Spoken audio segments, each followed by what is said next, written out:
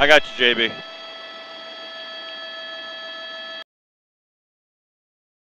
All right, countdown's up.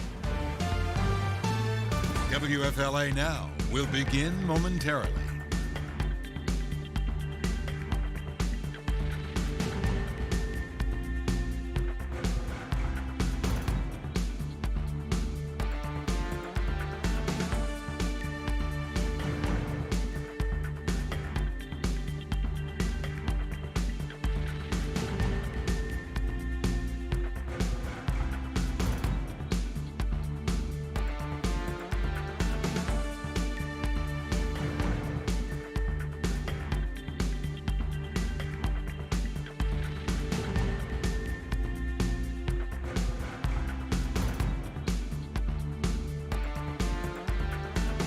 WFLA Now will begin momentarily.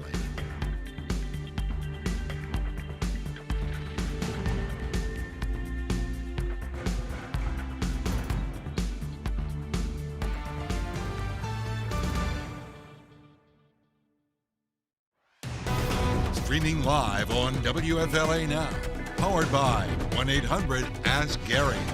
Here is JB Buno. A live look here from Eagle 8 HD. Evacuation orders expand. The leak in Piney Point grows, as does concern of an imminent wastewater collapse here in Manatee County. This could happen any second, any minute, any hour, folks, as we, of course, have the latest for you on WFLA.com and the WFLA app. Good evening to you, folks. JB Buno here with you this Saturday, April 3rd. Back here with you again on WFLA Now. Again, this is live here, folks, from Eagle 8 HD. Take a look here. We have some new video here to show you here live as our photojournalist here in Eagle 8 HD zooms in here and shows you the leak that we have been talking about now over the last 24 hours. So there was the phosphogypsum stack there in Manatee County, and there is the leak that is causing so much concern here in Piney Point. Concern because this leak is continuing to grow, and attempts last night to patch this up were unsuccessful due to the sheer amount of pressure that we're talking about here. 77 acres of wastewater, 25 feet deep, hundreds of millions of gallons of wastewater here. Joining us now here on WFLA Now is Glenn Compton. He is the chairman of Minnesota 88. He is an environmental protection activist here, and just going to read here a bit of your mission statement here, Glenn, so people know exactly what we're talking about. Minnesota 88, dedicated to protecting the public health and preservation of the environment. Thanks so much for taking time out of your Saturday to join us here, Glenn. Explain to us here, let's focus in here on the water. There's been a lot of different opinions out there as to the toxicity of this water, if it's radioactive, the chemicals, or necessarily the troublesome nutrients that are in this water. Explain it from your perspective and explain it for our viewers here, just how serious this is of a situation and what kind of water we're dealing with here. Well, we're looking at three components that are going to mainly make up this water. Rainwater that enters into the stack over time, the dredged material that came from Port Manatee, which was a huge mistake back in 2006. They pumped in, they got approval and then pumped in a bunch of dredged material from the port. So whatever components were in that dredged material are most likely going to be in that in that water that's being discharged.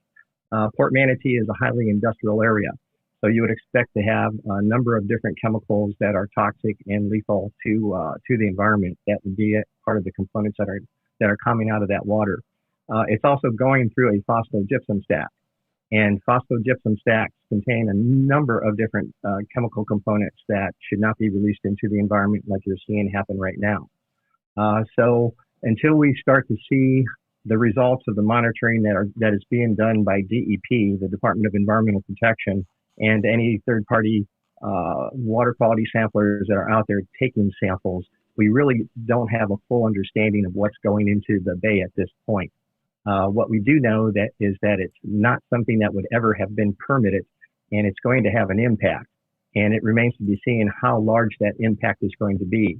But it certainly is going to have elevated levels of nitrogen, certainly is going to have elevated levels of phosphorus. Even the company itself HRK Holdings has stated that it's most likely going to cause algae blooms in Tampa Bay. And when you have an algae bloom, that means that you probably will have the algae die, bacteria levels will increase in the water, and we're most likely looking at fish kills in the future. Glenn, when we're talking about the number one concern here, what is it for you and what should it be for officials here in Manatee County? Well, right now it's the total collapse of the earthen dam that you see right there. Apparently there's a leak at the bottom of the stack, which is not a good place, but not unexpected either. This is something that was in the making for years. The huge mistake was made when they put dredged material into the stack. It was never designed to do that. It was never engineered to do that. It should have never been permitted. But the Department of Environmental Protection gave it a green light. The Manatee County Commission did not object to it. They should have objected to it. But right now we're in a critical situation where we're going to see a total stack failure within a very short period of time. So this is as dire as it gets. It's as serious as it gets when it comes to a failed phosphogypsum stack. I mean, this is it. It's unfolding right in front of our eyes. Glenn Compton joining us here. He's the chairman of Manasota 88. Folks, we're going to continue to hear from Glenn, and really we want to hear from you at home. You can use the hashtags that you see here on the left and right side of your screens. I'm going to start looking for them here now in the Facebook Live comment section. If you have a question about this unfolding situation, this is new territory or maybe not new territory, depending on your perspective, here in the Tampa Bay area. And we want to answer your questions here while we have Glenn, of course, who's been following the situation over the last 24 hours, but of course, being an environmental protection activist, he can, of course, speak to this a little bit more than perhaps just the average person on the street. So we're going to start to look for your questions and comments here in the Facebook Live comment section using hashtag HeyJB, hashtag HeyGlenn. Before we start to take your questions, just a moment ago, 8 on your sides, Allison Henning was able to speak with Noah Valenstein of the Florida Department of Environmental Protection, and they were talking a little bit about accountability. Take a listen. Our focus is on nutrients in this water. So the main issues that we're focused on are nitrogen and phosphorus. We have our monitoring teams out who were out before the event to make sure we had baseline samples throughout the area, and are partnering with our county environmental partners as well as estuary program to make sure that we can measure any impacts from nutrients on our water bodies and hold the company accountable for this event. What kind of, are they going to be facing fines? What are we talking about here? Because this is very significant. Our goal is to make sure that we measure any and all impacts to our natural resources and take legal action to ensure that the state is made whole for that, so that these residents are made whole for any impact to the resources they care so much about. Glenn, I want to ask you here, in our previous WFLA Now stream, and I see a lot of questions that are starting to come in here, folks. I got my eyes here on the Facebook Live comment section, about to start funneling them in here, throwing them up here on screen. But before we do, I want to get back to some of the comments that we had in our previous WFLA Now stream. There was a lot of anger out there. There was a lot of frustration out there. There were a lot of folks asking, could this have been prevented? Could there have been steps taken if maybe state officials or even federal officials had paid more attention to what was going on in Manatee County? Is this something that could have been prevented days, weeks, months, years ago? Glenn, I'm going to ask you, are we talking about what is the level of negligence that we're talking about here, or is there negligence in your opinion? Well, the first negligence event took place when it was permitted, and that was way back in the 1960s. And they located this phosphogypsum stack adjacent to Port Manatee for economic reasons without having any consideration to what was next door.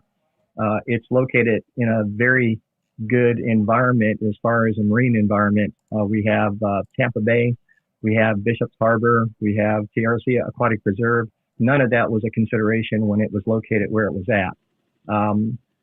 It went through several bankruptcies. And ultimately, one of the bankruptcies, the state of Florida acquired it and managed it, and that's when the liners were put down. The liners that are there are inadequate to handle the job. What we're seeing is over time, the liners have had a number of different pressures put on them, and we're starting to see tears as a result of that. What are those liners made out of, Glenn? We're talking about, of course, 77 acres of water here. So those liners are extremely important. Do we know what they're exactly made out of? My understanding is that it's like the swimming pool liners that you would get. I really don't have the technical background to tell you exactly what they're made of, but all liners leak over time. That's true for every landfill that we've ever encountered, and it's also true that where you have the seams put together, that's where the weak spot is going to be. And by all indications, that's where this tear has taken place.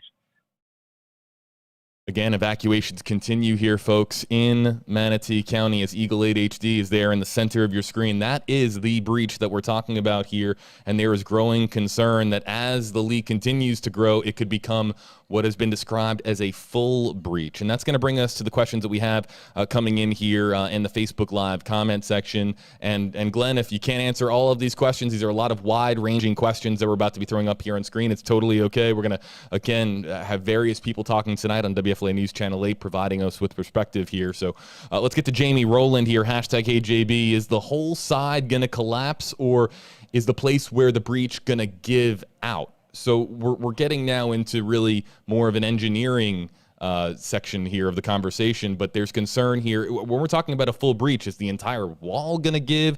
Is that center there just going to continue to widen before it all just kind of comes funneling out? What do we say here for our commenters here, Glenn? Most likely it's going to increase in size right where it's at, and it's going to move up the stack. And it's almost like expecting a plumbing leak to fix itself. It's never going to happen. It just gets larger and larger. So until it's either emptied out or it collapses, we're going to continue to see this grow hour by hour. And there is that possibility